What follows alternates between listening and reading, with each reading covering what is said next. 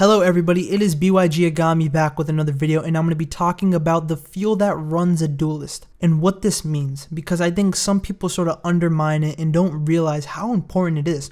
Because when you look at every Yu-Gi-Oh protagonist, every Yu-Gi-Oh villain that is important, relevant, not like the random Joes that they verse, and the truth is some of these random Joes actually do have motives as well. It's what motivates them to duel that really makes them a really good duelist.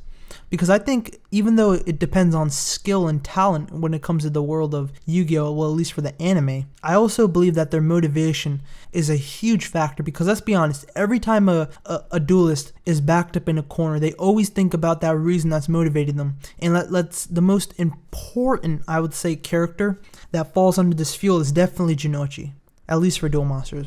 Simply because in Battle City, his first motive was really to have that duel with the Tim, to become a true duelist, and then after that it was of course Mai and winning Battle City to have that duel with the Tim. And for the first arc, Duelist Kingdom, it was the whole motive on saving his sister Shizuka, getting the money for her eye operation. He even went up against his good friend just to do that.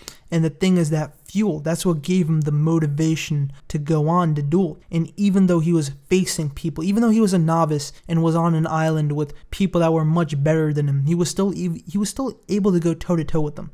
And I think that's very, very important. And the reason why is because of what made him run, along with the fact that, you know, he had those lucky cards, and Jinochi's deck does run on luck. And let's bring up a Tim. A Tim's motive was the most important thing I think for anyone, is their memories, is what they are, who they are, everything about them. Everything about a Tim was lost.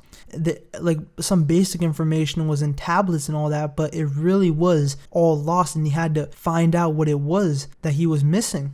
And that's what really motivated him, along with Yugi. And I just think that, man, these are really important for a duelist. Let's look at Kaiba, for example. Kaiba's motive was to save his brother, but also defeat Yugi in a duel. And I've watched about the first portion of GX, and for Judai, it was to become Duel King. At least in the first arc, it was for him to become Duel King, for him to be the best. And I think that for motives, it really, in the beginning of GX, it really isn't there. At least for Judai. I mean, Hayato or Chumli had the fact that, you know, he had to stay on the island and his dad came. Sho or Cyrus was, I can't really think of anything. I think not to be timid and also sort of show his brother something. Yeah, show his brother something, which I liked. Chaz or Manjoman, I'm sorry if I pronounced that wrong. I always get that name wrong, was to show his brother something, right? Because I do recall his brothers coming on the island, but before that, to beat Judai, to show him who's boss. And I also love Misawa or Bastion. I mean, that character is amazing. That whole thing that they had with each other, who was the best, just this whole little mini rivalry that was going on back and forth about who's number one, Judai or Misawa. I like that a lot. As for Yusei, it was, man, to get the hell out of the satellite and get to Domino City and get his revenge on Jack. And then as the series progressed, it became more of, you know, the grander scheme of things rather than personal motives.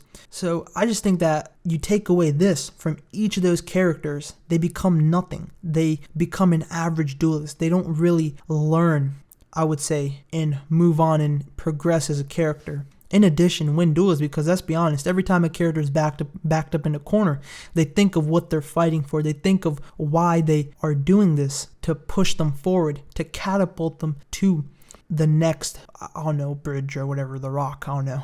Trying to think of an analogy, but just thought of something shitty. Anyways, to bring up Dark Side Dimensions, just to prove my points even more, you look at Kaiba, he wanted a duel with the Tim, and also the fact that he couldn't cope with it and his emotions are all over the place, but he wanted a duel with someone that died. I mean, you look at that, you take that away, and also I think that it's good, and it sort of makes us understand the characters a little bit more. And because let's be honest, trying to revive someone from the dead, that's crazy. But since we know what the fuel is for the duelist, since we know what the fuel is for Kaiba, which is to duel a Tim, along with the fact that he can't cope with his emotions, it makes us understand Kaiba more. Because let's take those away, for example, the fact that he wanted to duel with the Tim, and just that whole motive about he can't deal with it, we would say that Kaiba is an insane son of a gun, even though he already is. But us understanding how Yu-Gi-Oh works and how these characters are meant when it comes to dueling, it's sort of, I would say, lessens the fact that Kaiba is insane. But I guess that's about it. I want to hear your guys' thoughts about what you think about the fuel for a duelist and what really makes them